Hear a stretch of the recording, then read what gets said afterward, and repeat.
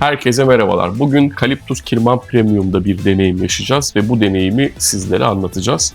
Bir önceki bölümlerde Kirman Premium otellerinde deneyim yaşamıştık. Arikan'da, Laodicea, Side Marine'de birebir YouTube'da bu deneyimleri sizlere anlattık. Bugün ailenin en genç üyesi olan Calyptus Kirman Premium'dayız. Çok güzel bir deneyim olacak. Mutlaka izlemenizi. Eğer kanala hala abone değilseniz abone olmayı, sorularınız varsa videonun yorum kısmından bize yazmayı unutmayınız. Ve tabii ki beğenip paylaşırsanız çok seviniriz. Haydi başlıyoruz. Calyptus Kirman Premium. Yes, welcome. Welcome to Calyptus Kirman Premium and welcome to family room. As for me, so comfortable room because two separate bedrooms. Here is separately bathroom. That's why nobody will disturb each other. So from this room you will come here. From this room you will come here. And as usual in family rooms in Kirman Premium hotels, you can find baby star package and some different units. Bunlar fix bu arada. Yes. Yani bütün aile odalarında bir paket şeklinde görebiliyorsunuz. You have small children. Bu geniş bir aile bu arada. Burada small da var, büyük children da var. Şimdi göstereceğiz. Yes. This is master bed. So this is their baby star package. Also cam. It's for free. Also in minibar, as usual, they provide wine. Welcome. Yes, welcome wine. And şimdi nerede? From this side. And also welcome whiskey. And other drinks. Some of them just on arrival, others they refresh every day. Also Toblerone, chocolate on arrival.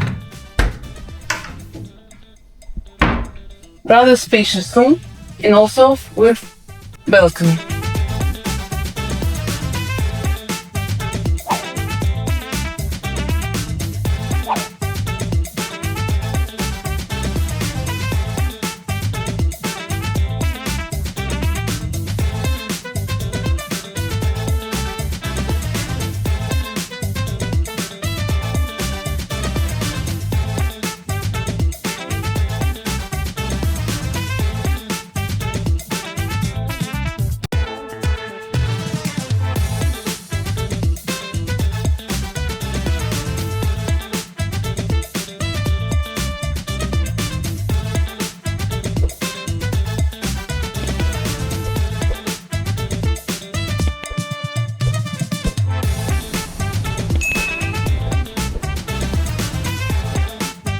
Hastane ve burada bulunan bar, otelin tesise açılan en merkezi alanlarından bir tanesi. Hastane gerçekten çok şık. Burada da masalar var, dışarıda da var. Ne istiyorsanız alıp yiyip içebiliyorsunuz. Aynı zamanda buradaki bar 24 saat açık. O yüzden en çok göreceğiniz alanlardan birisi burası.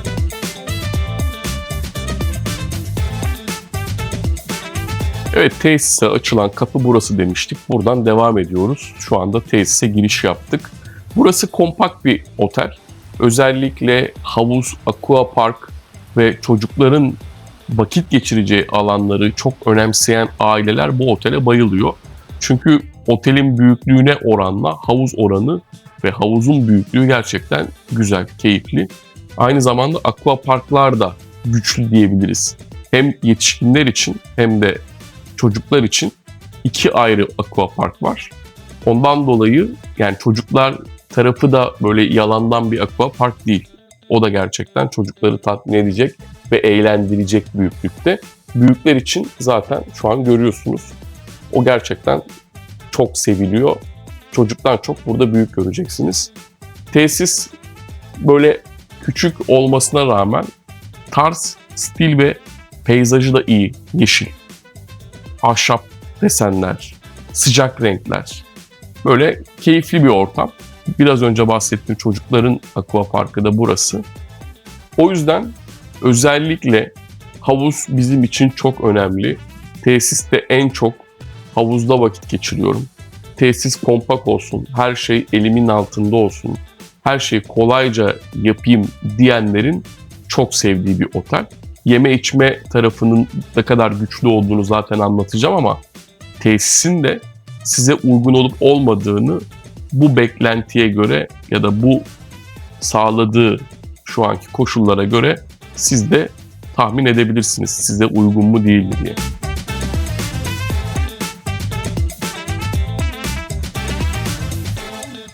Burası biraz önce bahsettiğim çocuklar için özel ayrılmış aquapark alanı. Dediğim gibi yani küçük çocuklar için burası eğlenceli. Büyük çocuklar zaten biraz önce gösterdiğimiz o büyük alanda takılıyor. Ama aileler havuz başında otururken çocuklar burada eğlenebiliyor.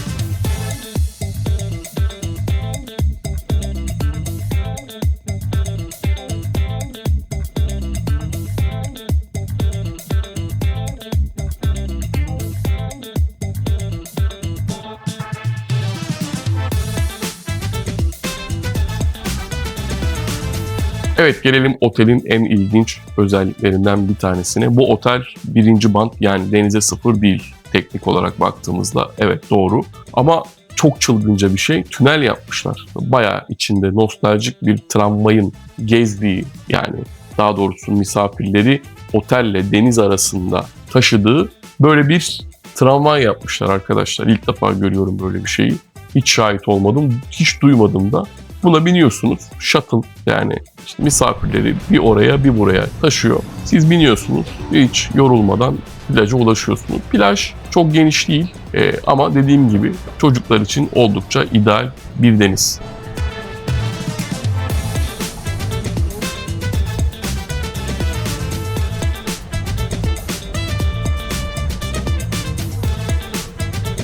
Kirman Premium otellerinin yeme içme kası çok güçlü. Bundan bahsetmiştik diğer videolarda da diğer otelleri anlatırken.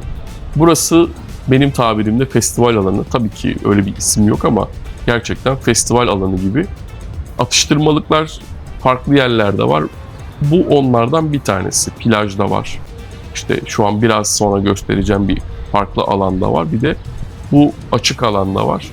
Burada street food gibi, yani sokak yemekleri gibi lezzetler var. Alıyorsunuz, içeceğinizi alıyorsunuz. O gördüğünüz masalarda oturup keyif yapabiliyorsunuz.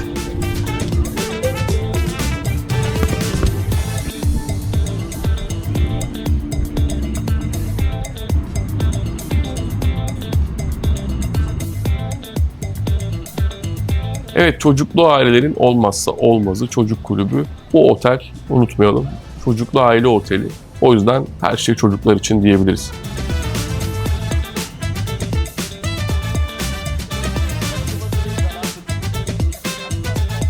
Biraz önce bahsettiğim bir diğer atıştırmalık alanı. Bu Kirman Premium'larda gerçekten atıştırmalık tarafının hastasıyım. Çünkü yani sadece fast food ya da street food tarzında gündüz atıştırmalık, geçiştirmelik yemekler değil, bayağı bildiğimiz ana restoranın açık büfesinde görebileceğimiz yemekler de var. İşte onlar burada ağırlıklı olarak. Eğer böyle street food'dan ziyade birazcık daha güçlü, sıkı bir öğün yapmak istiyorsanız ana restoran dışında öğlen gelip burada yiyip içebilirsiniz.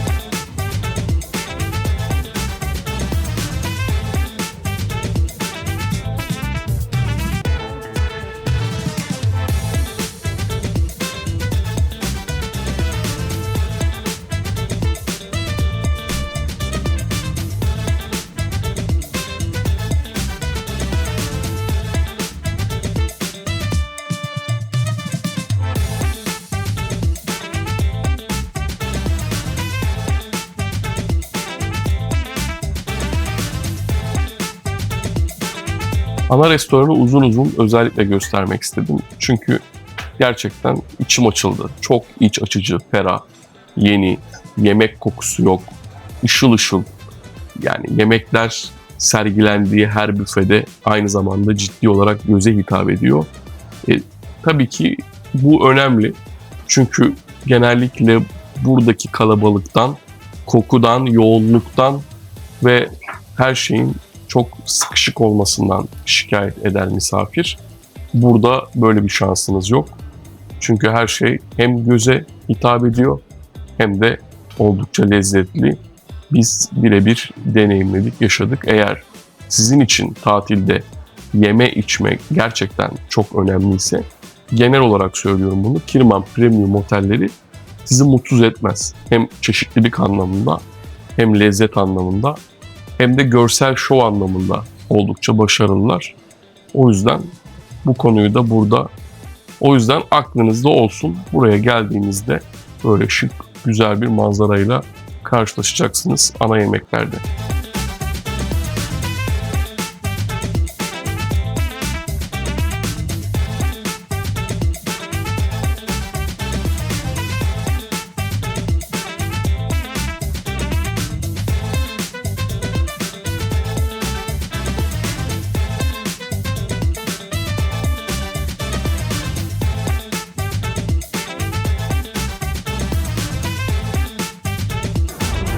Yani restoranı çok beğendim ama galeri gibi. Ferah, geniş. İnsanlar çok böyle birbirine temas etmiyor. Bu güzel. Bir de ışıklandırması, tasarımı falan çok güzel. Değil mi? Yeni, yepyeni. Bakalım lezzetler nasıl? Usta bize özel bir kuzu ikram edecekmiş. Olsun o kadar artık. O kadar özelliğimiz olsun değil mi?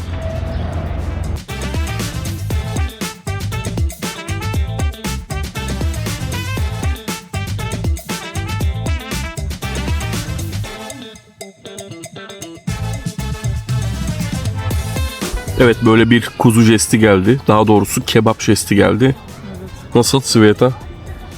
Yenir değil mi? Kuzu yani, seversin. Teşekkür ediyoruz şefimize ve otel yönetimine.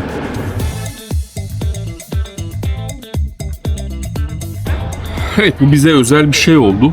Ocak başına döndük birazcık. Usta sağ olsun, şef bize böyle karışık bir kebap jesti yaptı. Sağ olsun, var olsun. Usually in hotels they provide kind of gifts as a fruit or cake. Bize kebap geldi. Here meat. It's not cake. Hangisi kuzu? Bu mu? Şu. Ha.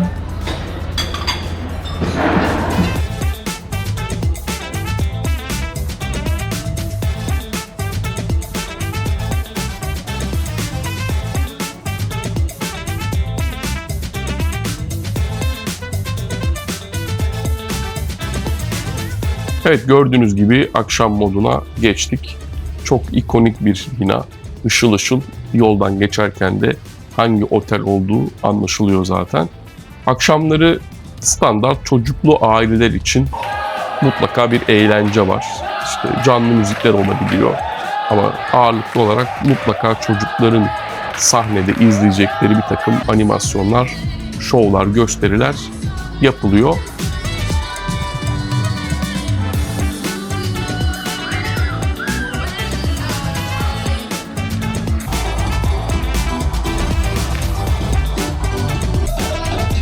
Bir diğer güzellik tabii ki 7/24 açık olan bir restoranın olması.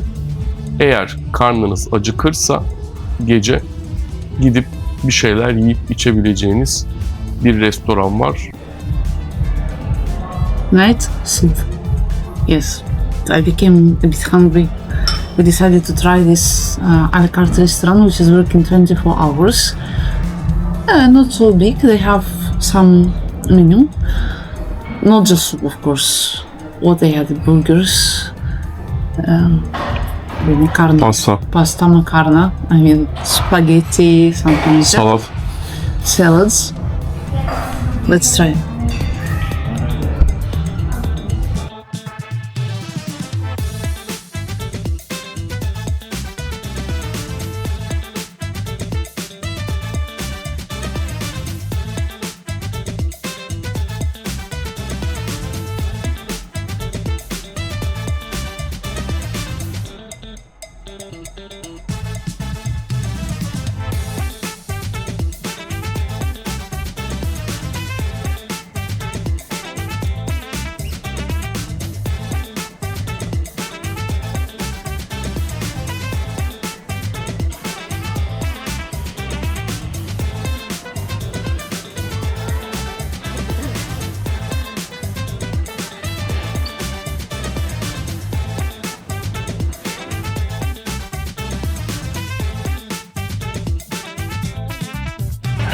Kaliptus Kirman Premium'da tatil yaparken şunu fark edeceksiniz. Bir pazara denk gelirseniz o pazar günü kahvaltının brunch olarak saat 2.30'a kadar uzatıldığını göreceksiniz. Bu çok rastlayacağınız bir durum değil ama enteresan, önemli bir bilgi.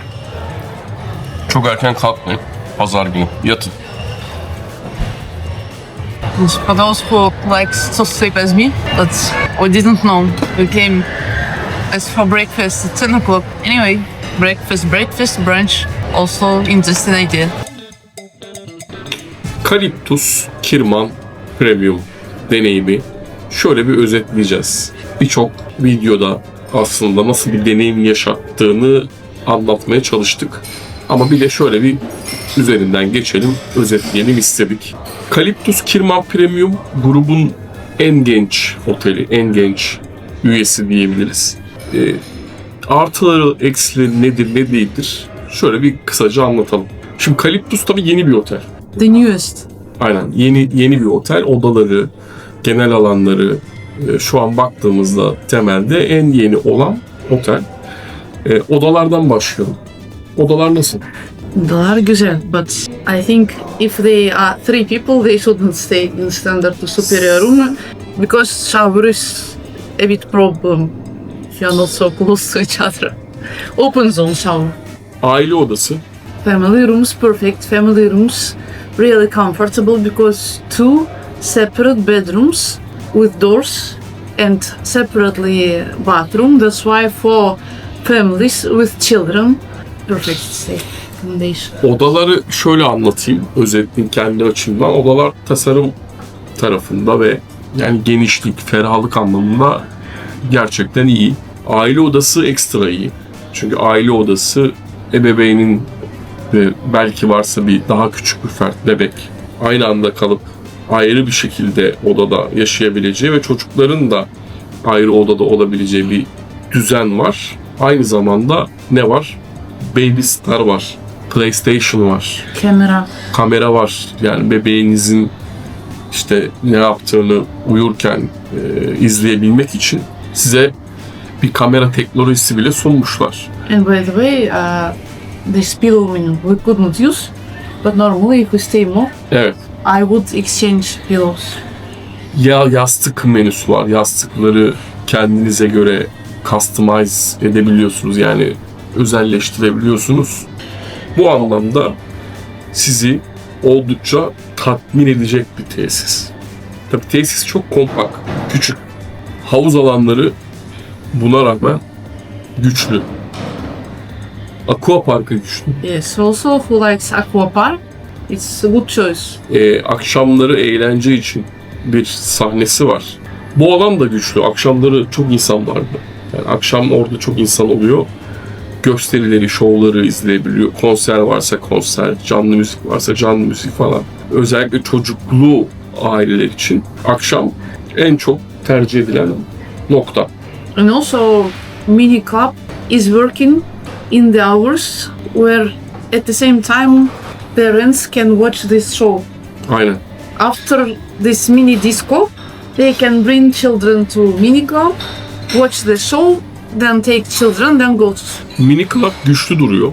Çocuk Aqua Parkı da bence başarılı. Mini Club da öyle duruyor.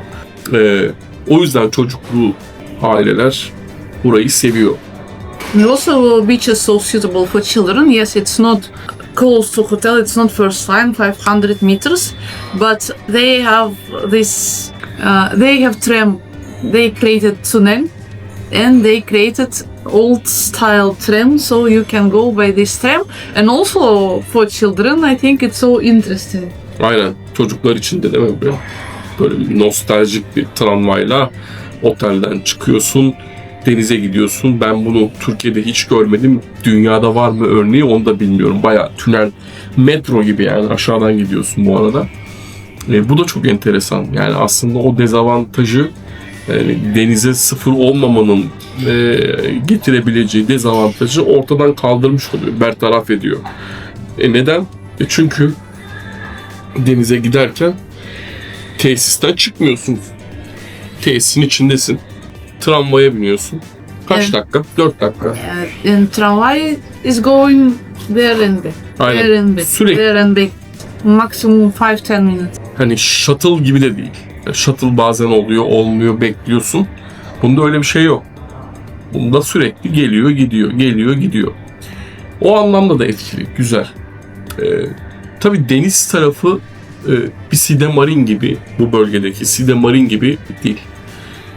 Burayı daha çok böyle çocuklu aileler, havuz alanlarının genişliği, avantajı ve aqua parkının büyüklüğü anlamında çok net, çok daha etkili bir şekilde faydalanabiliyor.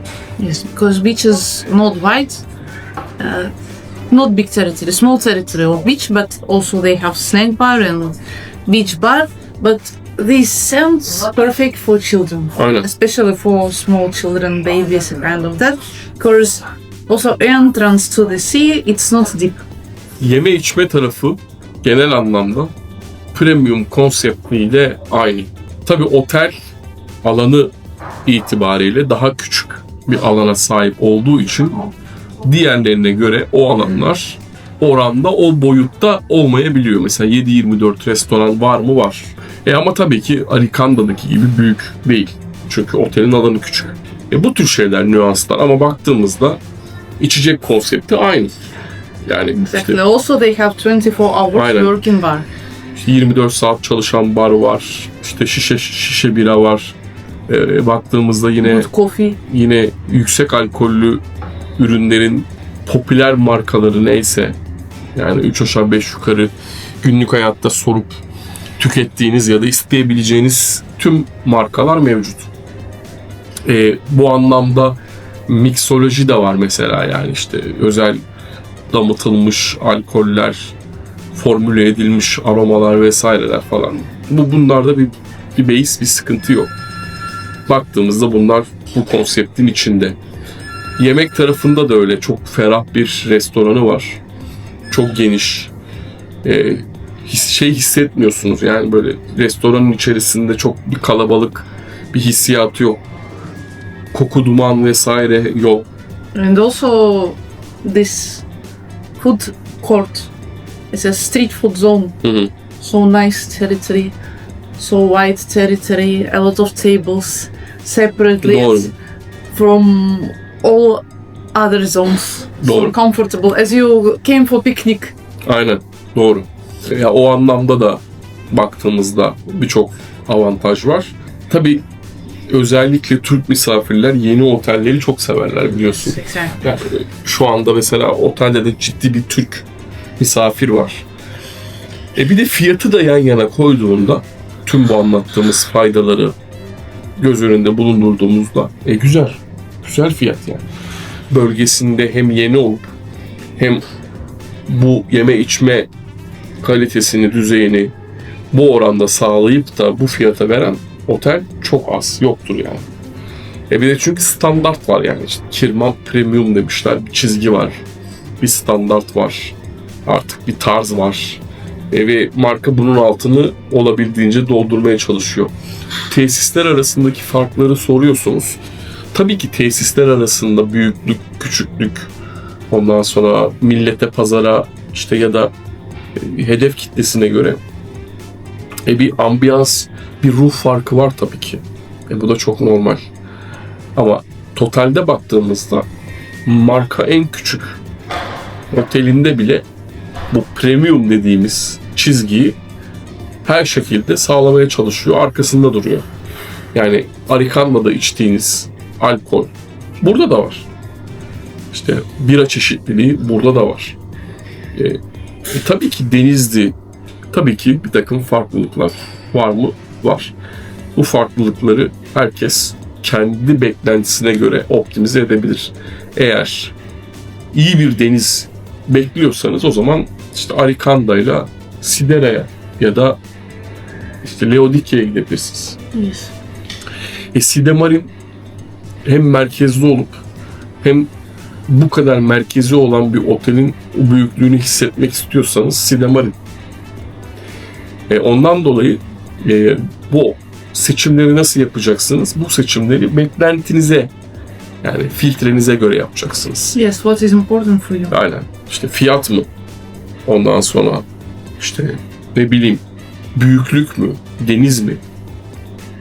Yani diğerlerinde çok filtre yapamazsınız. Yani alkol çeşitliliği hepsinde aynı. Yani işte yemek kalitesi hepsinde aynı. Ya 24 saat alkol hepsinde var. 24 saat yeme içme hepsinde var.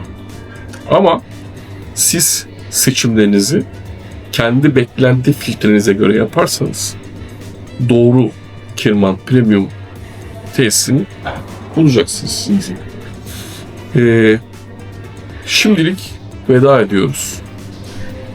Ama deneyim yaşamaya, anlatmaya, göstermeye, aktarmaya devam edeceğiz. O yüzden ne yapmayı unutmuyoruz? Of course, to subscribe to our channel and our Instagram and TikTok. And already we showed Alicante, Leudikia and Side Marine in previous videos. Don't forget to watch them and to compare these hotels.